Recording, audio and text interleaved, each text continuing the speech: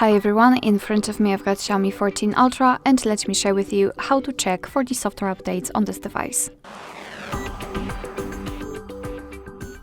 So first of all, make sure that you've got the internet connection. It is required. You can use Wi-Fi or mobile data, it's up to you.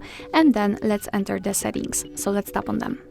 Here all we have to do is to scroll to the top of the list and tap on About Phone.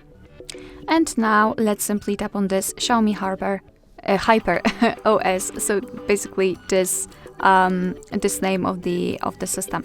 Let's tap on it, and as you can see, your device will check for the updates, and basically you can meet two different scenarios. This is the first one where everything is up to date, there's nothing to download. If you're not sure, you can simply tap on check for the updates and your device will show you this information again.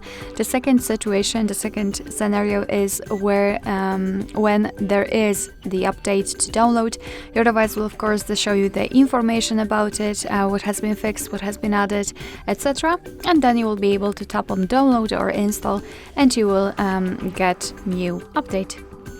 Alright, so that will be all. Thank you so much for watching. I hope that this video was helpful, and if it was, please hit the subscribe button and leave the thumbs up.